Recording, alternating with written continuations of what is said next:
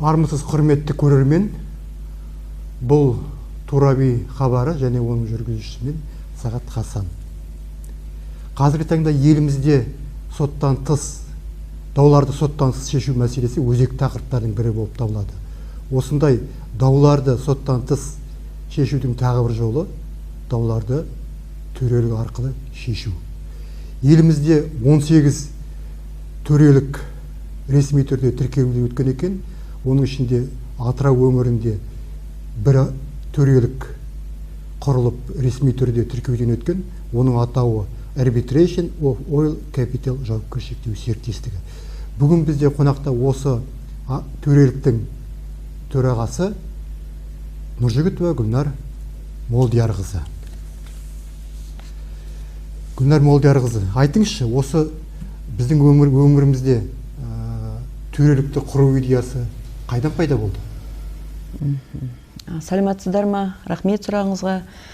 Жалпы осы бұл сұраққа толық жауап беру үшін біз арбитраждың пайда болу тарихына тоқталғымыз келеді және қазір кезде соңғы кезде дамуына тоқталған жөн деп есептеймін.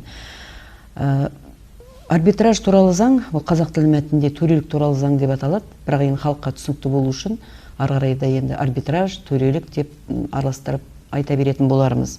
Бұл төрелік туралы заң Қазақстан Республикасының заңы 2016 жылы 8 сәуірде қабылданды. 16 жылы 8 сәуірге дейін біздің Қазақстанда аралық сот және халықаралық арбитраж туралы заң қолданыста болған. Осы қазіргі 16 жылы арбитраж туралы заң қабылданғаннан кейін жаңа жоғарыда айтылып кеткен екі заң өздерінің күшін жойып, тек қана барлық идеялар, барлық жаңа қағидалар осы бір заңға кірді. Бір заңның аясында қазір қолданыста. Жалпы Қазақстанда арбитраж және төрелік дегеннің соңғы кезде ғана дамып келе жатыр. Оған дейін 16 жылға дейін өзі көп дамыған жоқ. Біздің мемлекетімізде халық та арбитражға көп мән берген жоқ. Осы заң қабылданғаннан кейін ғана қазір өзінің ілгері басып келе жатыр деп айтуымызға болады. Бірақ басқа шетелдерде, дамыған шетелдерде, мысалы ақш-та, Англияда, Францияда және басқа шетелдерде бұл арбитраж өте қатты дамыған. Ол дамыған шетелдерде бұл арбитраж 100 жылдан артық қолданып, олардың даулардың бәрі сол арбитражда қаралуда. Мысалы, Париждегі, Лондонда халықаралық соттар, Американдық арбитраж қауымдастығы, Стокгольм сауда палатасының арбитраж институты, Қытайда халықаралық экономика және сауда арбитражы бойынша комиссия көпшілік елге таныс. Енді бізде қазір Қазақстанда да осы шетелдердегі дамыған арбитраждардың тәжірибесін қолданып, бізде осы қазір дамып келе жатыр деп айтуға болады. Қазақстанда арбитраждық палата бар, сол арбитраждық палатада әр облыстарда құрылған арбитраждар тіркелуі қажет, ресми түрде. Біздің Атырауда бірнеше арбитраждар бар, бірақ соның ішіндегі осы Arbitration of Oil Capital жауапкершілігі шектеулі серіктестігі жаңа айтып кеткен, тек қана сол ғана арбитраждық Қазақстандық арбитраждық палатада ресми түрде тіркелген. Бұл арбитражда біздің отставкадағы судьялар қызмет етеді және жоғары білімді, көп тәжірибесі бар төрешілер тіркеуде. Жалпы бұл арбитраждың қазіргі кезде Қазақстанда дамуына не себеп болды?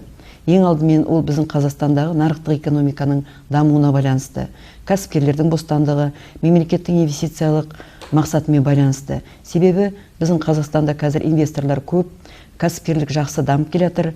Енді сол жаңа кәсіпкерлердің арасындағы дауды тез арада тиімді шешуге арбитраждық талқылаудың тартылымдығы оң әсерін тигізеді.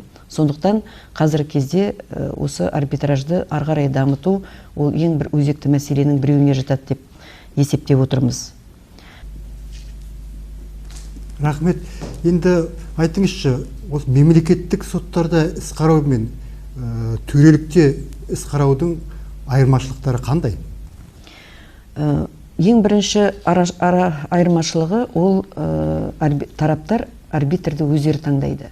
Мысалы, мемлекеттік сотқа даулы тарап, жеке тұлға болсын, заңды тұлға болсын, талап қою арызын жолдаса, ол судьяны таңдай алмайды. Тек қана арызын жолдайды, содан кейін электронды түрде ол бір судьяға бөлінеді, ол қай судьяға бөлінетінін де білмейді тарап.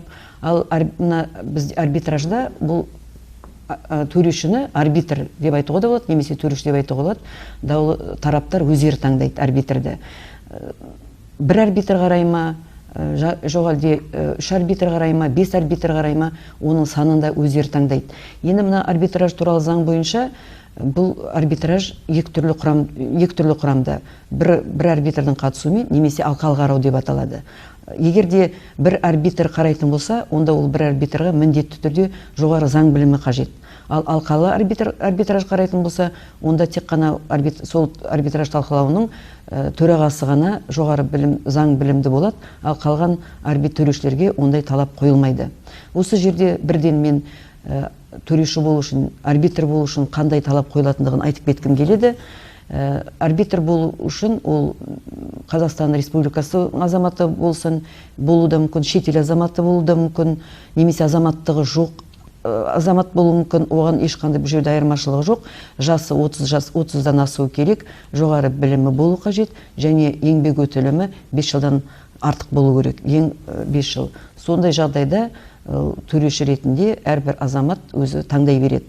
Бірақ егер де жаңа біздің Қазақстанда төрешіліктің тағы екі түрі бар. Біреуі жаңа тұрақты жұмыс істейтін төрелік болса, екіншісі тек қана бір дауға таңдайтын, тек бір дауды қараған кезде тараптар өздері белгілейтін, таңдайтын бір арбитр болады. Енді мына тұрақты жұмыс істейтін арбитраж, ол кәдімгі ұйым, тіркелген, мысалы біздің қазіргі Arbitration of Well Capital жауапкершілігі серіктестігі, ол тұрақты жұмыс істейтін арбитраж қатарына жатады. Тұрақты жұмыс істейтін арбитраждың өзінің регламенті болады, өзінің төрешілердің тізімін бекітетін тізімі болады, арбитраждық алымды бекітетін өзінің ережесі болады. Сосын жаңағы сайты болады, өзінің несі. Сол сайтта барлық құжаттардың барлығы, регламенті болсын, алым сомасының ережесі болсын, арбитраждың тізілімі болсын, барлығы сол сайтта көрсетіледі. Енді екінші тағы бір сол ерекшелігі, арбитражда жаңағы өздері арбитр таңдайды дедім ғой. Екінші артықшылығы бұл арбитраж талқылаудың өтетін орнын, тілін, мерзімдерін, ауызша сотында өтетін немесе өтпейтін, құжаттардың негізіне талқылау, сарапшыны, маманды таңдау, барлығы да тараптардың өздерінің құқығында. Егер де мысалы басқа жерге, басқа ауданға барып қарайық сотты, бізге мысалы егер Атырауды мысал ретінде алатын болсақ, Атырау қаласына біз келе алмаймыз, ауданда қарауды талап етеміз десе, онда төрешілер сол ауданға барып қарайды. Мынандай уақытта қараңыздар десе, сол уақыттың барлығы ескеріліп, жалпы мына тараптардың өтініштері толықтай ескеріліп отырады. Сосын арбитраждың жеделдігін айтып кету қажет. Егер де мемлекеттік сотта жалпы процессуалдық заңнама бойынша 15 жұмыс күні дейді, ол ары кеткенде бір 20 күн ғой, егер 15 жұмыс күнде мысалы әзірлік әрекеттерін жасаса, 2 айдың ішінде оны істі қарап бітіру керек болса, одан кейін сот шешім шыққаннан кейін 1 ай тағы да оны шағымдану уақыты беріледі. Сонда бірінші сатыдағы іс 1-4 айға уақыт жақын жүреді. Содан кейін оны шағымданса, 1-2 ай уақыт апелляциялық тәртіпте жатады.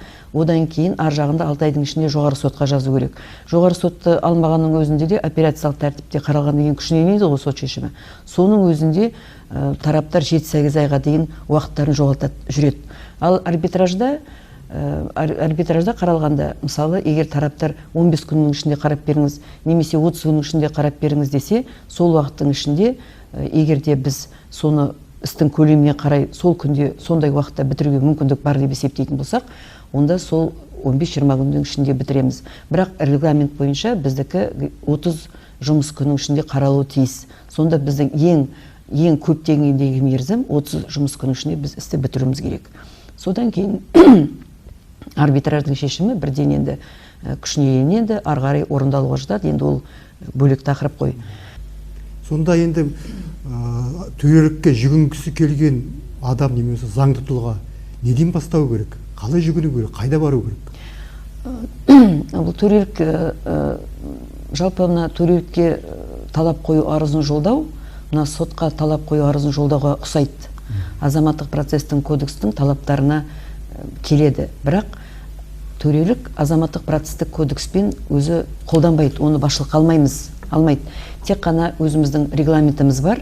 Сол арбитраждың регламентінде процессуалдық моменттердің барлығы, жалпы істі қалай жүргізу, қалай талқылау, арбитраждың шешімі қалай шығады, барлығы сол тәртіп, сол регламентте жазылған. Жалпы айтқанда біздің процессуалдық кодексіміз біздің регламентіміз деп айтуға болады. Енді сол регламент бойынша, жаңа айттым, процессуалдық кодекспен ондай көп айырмашылығы жоқ. Сотқа берген тәртіп сияқты талап қою арызын жолдайды. Талап қою арызында талап қойшы деп көрсетеді, жауапкер деп көрсетеді, өзінің талабын, материалдық құқық нормаларын көрсетіп, ең соңында сол не сұрайтынын бәрін жазады. Барлық құжаттар соған тіркеледі. Бір айырмашылығы, мемлекеттік сотқа мемлекеттік баж төленеді. Ал арбитражға ол мемлекеттік баж төленбейді. Оған арбитраждың өзінің алымы бар. Арбитраждық шығыс деп аталады. Оның ішіне арбитраждың гонорары кіреді, және басқа да осы арбитражды талқылауды ұйымдастырудың шығыстары кіреді. Бірақ осы жерде тағы бір айтып кететін жағдай, егер сотқа мемлекеттік баждың көлемі мысалы көптеу болса, ол апелляциялық тәртіп, кассациялық тәртіпте тағы шағымдана берсе, барлығына мемлекеттік баж төлеп отырады ғой. Ал арбитражда ол тек қана бір-ақ рет төлейді өзінің жаңа арбитраждық алымды. Ары қарай ешқандай да ондай алымдар, төлемдер төленбейді. Сонымен қатар арбитраждық алымның көлемі соттағы мемлекеттік алымға қарағанда аздау деп айтуға болады. Бірден айтып жіберіңіз, сіздер қай жерде орналасқан сіздің ғимарат? Біздің ғимарат осы Атырау қаласында, кеңсеміз Әуезов көшесі 58-1 мекенжайымыз. Сол жерде орналасқан. Жаңағы сот шығынын төлеу үшін сол жерге барып төлеу керек болады ғой? Жоқ, оны бізге енді қазір бәрі дамыған, цифровизация дейді, бәрі дамыған. Ол мысалы сайтта біздің барлық көрсетіліп тұр, қай жерге төлеу керек екенін, төлемдердің сол сайтта ашады да, сол жерде төлемдердің қанша төлеу керек екендігін талаптарына қарай барлығын анықтап, сол счетқа төлеп жібереді де, сосын электрондық почтамен болсын, поштамен немесе өздері аяқта келгісі келе ма, өздері шешеді енді. Келіп, мысалы талап қою арыздарын тапсырады, немесе электрондық поштаның да адресі бар, сол бойынша да талап арыздарды жолдай береді. Сонда тараптар өздері сайлайтын болып тұр ғой төрешіні. Сосын осы төрешінің жоғары заң білімі болуы міндетті ме? Және оны кім сайлайды, кім тағайындайды? Осы тағы да бір нақтырақ пысықтап айтып жіберсеңіз. Егер де сол талап қоюшы өзі бізге талап қою арыз жолдаған, өзінің талап қою арызында бірден жазуы мүмкін. Ана сайттан қарайды тізімнен, сайттан қарайды да, мысалы мен мына арбитрді сайтта сол арбитрлердің тізімі бар деп айттым ғой, сол жерде жаңа төрешілердің еңбек жыл өтілі, қайда жұмыс жасағандығы, қандай дауларды қарайтындығы барлық мәліметтер жазылған. Соның ішінен өзіне осы кісі дұрыс менің ісімді қарайды ау деп ойласа, сол төрешіні таңдап алады, өзі таңдайды. Содан кейін талап қою арызының ішіне немесе бөлек арызға менің талап арызымды осы төреші қарауын қалаймын деп арыз жазады. Сосын ол талап қою арызын төрелік жауапкерге жібереді, жауапкерге құқықтарын түсіндіреді, сіз де өзіңіздің тарапыңыздан төрешіні таңдауыңызға болады деп түсіндіріп жазады. Жауапкер егер де басқа төрешіні таңдаса, мысалы талап қоюшының төрешісін ұнатпай өзі төреші таңдаса, екі төрешіні екі жақ таңдайды да, төреліктің төрағасы үшінші төрешіні тағайындайды. Үш төреші отырып, өздерінің ішінен төрағаны тағайындайды сот талқылауының. Ал егер де тараптар өздері келісіп, бір ғана төреші біздің ісімізді қарасын, біз келісеміз деп атса, өздері екі жақ бірге келісіп отырып, бір төрешіні ғана таңдайды. Ондай жағдайда алқалы емес, алқалы құрамда емес, бір төрешінің жаңа қарауымен іс қаралады. Сонда бұның тиімділігі жаңа айтып айттық қой, жаңа тарап өзі таңдайды, өзінің ұнатқан, өзінің сенген, осы төреші менің ісімді дұрыс қарап береді ау деген оймен таңдайды. Сондықтан меніңше бұл азаматтарға болсын, заңды тұлғаларға, жеке тұлғаларға бұл өте тиімді. Себебі өзінің сеніп тапсырған адамы өзінің дауын қарайды деп айтуға болады. Ал айтыңызшы, осы төреліктің шешіміне шағым келтіруге бола ма? Шағым келтірген жағдайда оны қандай орган қарайды? Бұл осы жалпы мен кішкене нені айтып кетейін. Біздің қандай істер қаралатын, Иә, мен иә, жаңа иә, соны тоқталып кетейін кішкене түсінікті болу үшін. Төрелікте заңды тұлғалар мен жеке тұлғалардың арасындағы азаматтық құқықтық қарым-қатынастан туындайтын даулар қаралады. Қандай даулар қараламайды деп барлық адамдарда сұрақ туындайды ғой. Барлығы қарайын, барлық даулар қаралама, жоқ әлде кейбір даулар қаралмай ма деген. Ол қандай даулар қаралмайтыны біздің арбитраж туралы, жаңа төрелік туралы заңымызда көрсетілген. Ол жасөспірімдерге қатысты даулар қаралмайды. Әрекетке қабілетсіз, әрекетке қабілеттілігі шектеулі туралы қатысты даулар, оңалту және банкроттық туралы, табиғи монополиялар субъектілеріне қатысты даулар және бір жағы мемлекеттік орган болса, ондай даулар төреліктің қарауына жатпайды. Сонымен қатар мүліктік емес қарым-қатынастан туындайтын мүліктік емес дауларды арбитраж қарай алмайды. Оған қандай даулар қатысты? Мысалы, моральдық зиян өндіру жөніндегі дау алатын болсақ, ол мүліктік емес қарым-қатынастан туындаған мүліктік емес дау ғой. Ондай дау біз арбитражда қаралмайды. Жалпылай айтқан кезде мүліктік қарым-қатынастан туындаған даулар қаралады деп айтуға болады. Ал енді қалай орындалады? Біз жаңа айтып кеттік, арбитраждың шешімі, арбитраж өзі шағым келтіру мәселесіне. Иә, шағым келтіргенде арбитраж өзі айттық қой, шешім ретінде қабылдайды, шешім шығарады, соттың шешімі сияқты. Оның да жаңа анықтау бөлімі, уәждеу бөлігі болады, сонымен қатар сипаттау бөлігі болады, барлық қорытынды бөлігі, барлық сондай құрамнан тұрады бұл шешім. Содан шешім шыққаннан кейін, бұл егерде шешімде осындай уақытта орындалады деп көрсетілмесе, ол дереу орындалуға жатады. Егер тарап шешіммен келіспеген жағдайда, тек қана процессуалдық заң бұзылған жағдайда тек қана солай шағым келтіре алады. Мәні бойынша ол шағым жатпайды. Мәні бойынша шағым келтіре алмайды. Шағым келтірген жағдайда да оны жаңа қарайтын орган мәні тексере алмайды. Мысалы, тағы бір айтып кететін жағдай, ерекшелігі осы арбитраждың тиімділігі. Жаңа айттық қой, мемлекеттік соттарда материалдық құқық нормалар бұзылса, процессуалдық құқық нормалар бұзылса, немесе дұрыс тексерілмесе, толық анықталмаса, оның барлығы соттың шешімнің күшін жоюына алып келеді. Апелляциялық сатыдағы сотпен. Ал арбитраждың шешімі ол өзінің мәні бойынша қаралуға жатпайды. Оның, мысалы, қандай шешім шығарсаң да, оны сот мәні дұрыс емес қой, материалдық құқық нормалы дұрыс қолданбаған ғой деп қарай алмайды. Тек қана процессуалдық құқық нормалар бұзылған жағдайда ғана қайта қаралып, күшін жоюға болады. Мысалы, процессуалдық құқық нормалары не жатады? Егерде арбитраж талап қою арызын алып, оны жауапкерге жолдамаса, немесе жауапкерді арбитраж талқылауы бойынша хабарлама бермесе, оны шақырмаса, немесе арбитрді таңдау тәртібі бұзылса, осындай процессуалдық жағдайлар бұзылса, тек қана сол жағдай ғана оның күшін жоюға негіз болады. Енді арбитраждың шешімін күшін жою туралы өтінішті мүдделі тарап сотқа береді, мемлекеттік сотқа береді. Ал жаңа айтып кеткендей, мемлекеттік сот тек қана процессуалдық нормалар бұзылған жағдайда да күшін жоя алады. Ал соттың шешімін, төреліктің шешімінің орындалу тәртібіне тоқталып өтсеңіз.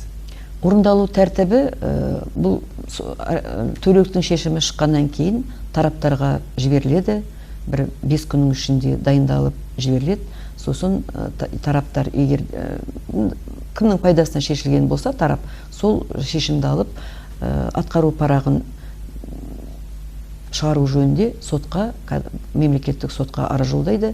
Мемлекеттік соны істі қарайды. Егерде жаңа соттың шешімі, төреліктің шешімінің жаңа несін қарап, қорытынды бөлігі бойынша атқару парағын шығарып береді. Сосын атқару парағын жаңа мүдделі тарап алып, сот орындаушыға барып, тапсырып, сот орындаушы оны өзінің жаңа заңы бойынша тәртіппен өндіреді. Сөйтіп орындалады. Соттың шешімі қалай орындалады? Мына төреліктің шешімі де солай орындалады. Ал енді тараптардың бірі шетелдік заңды тұлға болса, немесе екеуі де шетелдік заңды тұлға болатын болса, олардың орындалу тәртібі қалай шешіледі? Егер де шетелдік заңды тұлға болып, оның біздің Атырауда филиалы болса, мысалы бізде көп қой қазір шетелдік компаниялар, олар бізде жұмыс жасап жатыр, филиалдары бар. Онда атқару парағы біздің осы Қазақстандағы сот орындаушыларға тапсырылып, Қазақстанның территориясына орындалады. Ал егер де шетелдік компания Қазақстанда жоқ болса, басқа шетелде болса, басқа елде болса, онда Нью-Йорктық конвенция бар. Сол біз Қазақстан сол Нью-Йорктық конвенцияға тіркелгенбіз. 1958 жылы қабылданған. Біздің Қазақстан Нью-Йорктық конвенцияға 95 жылы тіркеліп отыр. Сол конвенцияның тәртібімен барлық жерде орындалуға жатады. Осы төреліктің шешімі. Гүлнар Молдиярқызы, сұхбатыңызға рахмет. Жұмыстарыңызға сәттілік тілеймін. Құрметті көрермен, біздің кезекті хабарымыз аяқталды. Сау саламатта болыңыздар.